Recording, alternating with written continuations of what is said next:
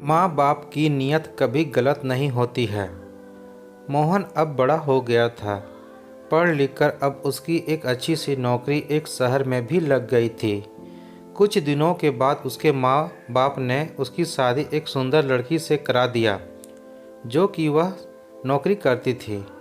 अब मोहन और पत्नी दोनों जॉब करते हुए एक साथ शहर में ही बस गए थे। कुछ दिनों के पश्चात मोहन के पिताजी भी अब इस दुनिया को छोड़कर चले गए, जिसके बाद उसकी माँ एकदम अकेली हो गई थी। जिसके बाद कुछ दिनों के बाद मोहन अपनी माँ को अपने साथ रहने के लिए शहर ले आया। जिसके बाद शहर में आकर मोहन की माँ खुद को एकदम अकेले पाती थी। इस तरह उन्हें भी अच्छा नहीं लगता था, लेकिन एक माँ अपने बेटे की हमेशा खुशी ही चाहती है। सो धीरे धीरे वह शहर में रहना भी सीख गई थी। लेकिन मोहन और उसकी पत्नी हमेशा अपनी माँ को समझाते रहते थे कि ऐसा मत करो, ये मत करो, मतलब कि वे अपने आगे माँ को गांव की एक तरह से गंवार ही समझते थे।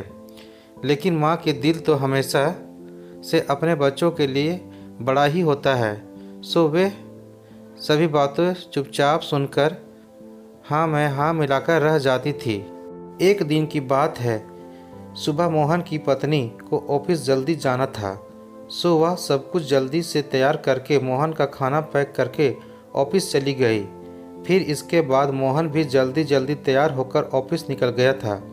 फिर कुछ समय बाद मोहन की मां ने देखा कि उसका बेटा तो खाने का लंच बॉक्स तो घर पर ही भूल गया है।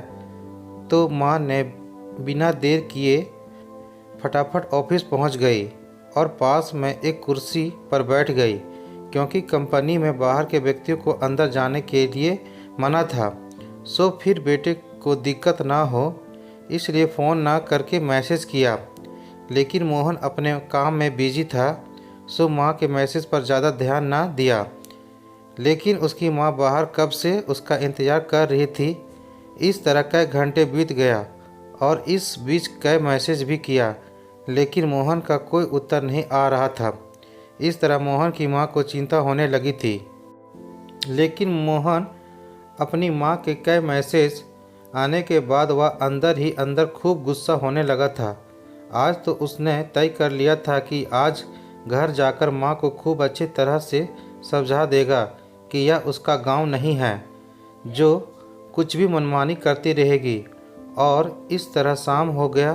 अब मोहन घर जाने के लिए कंपनी से बाहर निकला तो देखा उसकी माँ तो यहीं खड़ी है, जिसे देखकर उसका गुस्सा अब 7वें आसमान पर था और बिना कुछ पूछे ही अपनी माँ को डांट फटकारने लगा कि पहले तब घर में खाली बैठे बैठे मैसेज से परेशान करती रहती है और अब तो उसके कंपनी में भी आ गई है। आखिर उनका यह गांव नहीं है जो मनमानी करती रहेगी।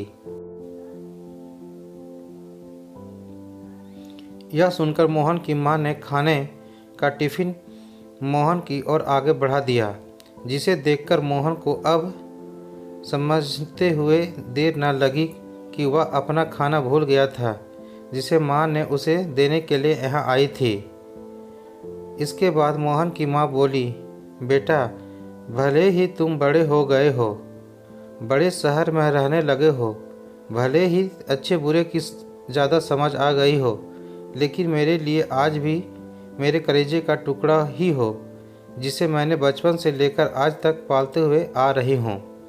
मोहन को अब आंखें खुल चुकी थी कि आखिर उसकी माँ उसे परवाह करते हुए खाना लेकर आई थी, जिसे वह बिना सोचे समझे अपनी माँ को ही डांटे जा रहा था। अब वह अपने किए पर बहुत पछतावा हो रहा था, जिसे देखकर माँ ने उसे एक बार फिर से अपने गले लगा लिया। और इस तरह मोहन अब आगे से खुद को माँ के लिए बदल लिया था। अब उनकी पहले से ज़्यादा अच्छे से देखभाल करने लगा था, जिसके बाद माँ को अब शहर भी अच्छा लगने लगा था, क्योंकि अब उसका बेटा फिर से उसे मिल गया था।